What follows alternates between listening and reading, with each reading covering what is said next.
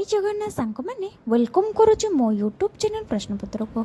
चलतु आज सुंदर सुंदर प्रश्न उत्तर वीडियो स्टार्ट करना आगु कही रखी रथयात्रा उपलक्षे आपण मानक ढेर सारा अभिनंदन। आज प्रथम प्रश्नटी होउछि महाप्रभु जगन्नाथ रथर सारथीर नाम कौन? Option A Arjun, option B Daruk, option C Shrikrishna, option D Matali.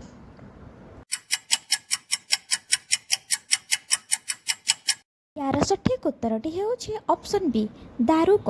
महाप्रभु श्री जगन्नाथ रथर सारथीर नाम होउछि दारुक।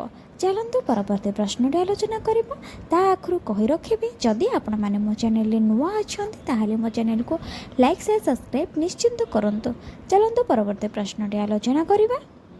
माता सुभद्रा रथर सारथीर नाम कौन? भला भाव प्रश्न शुणु। माता सुभद्रा रथर सारथीर नाम कौन? Option A Arjun, option B Daruk, option C Shrikrishna, option D Matali.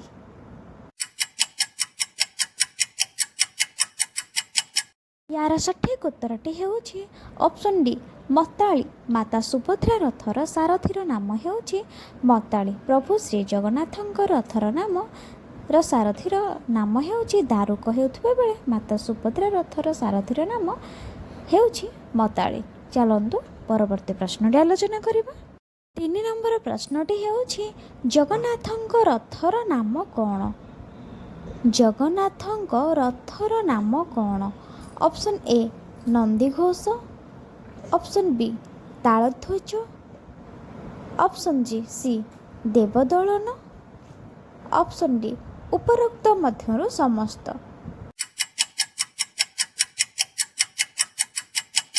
यार सठिक उत्तरटी होउछि ऑप्शन ए नंदीघोष। जगन्नाथଙ୍କ रथर नाम होउछि नंदीघोष। चलंतु परवर्ती प्रश्न आलोचना करिबा। 4 नंबर प्रश्नटी होउछि प्रभु बलभद्रଙ୍କ रथर नाम कौन? प्रभु बलभद्रଙ୍କ रथर नाम कौन?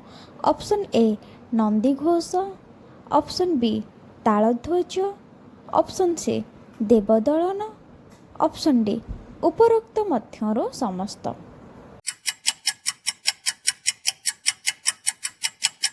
यार सठिक उत्तरटी होउछि ऑप्शन बी तालध्वज। बलभद्रଙ୍କ रथर नाम होउछि तालध्वज। चलंतु परवर्ती वा शेष प्रश्नटी आलोचना करिबा।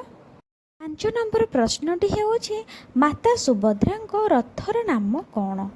भल भाव प्रश्नटी शुणु। माता सुभद्राଙ୍କ रथर नाम कौन?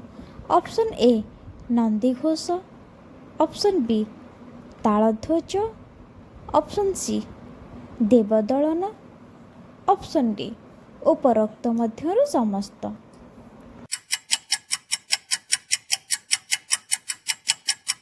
यार सठिक उत्तरटी होउछि ऑप्शन सी देवदलन। प्रभु श्री जगन्नाथଙ୍କ रथर नाम नंदीघोष थिला बेले प्रभु श्री बलभद्रଙ୍କ रथर नाम तालध्वज थिबा बेले माता सुभद्राଙ୍କ रथर नाम देवदलन। आज एतिकी रहिली। जय जगन्नाथ। काली एक सुंदर प्रश्न उत्तर वीडियो नहीं आसबे तो से पर्यंत मो चैनल सहित आपण मैंने जोड़ी ही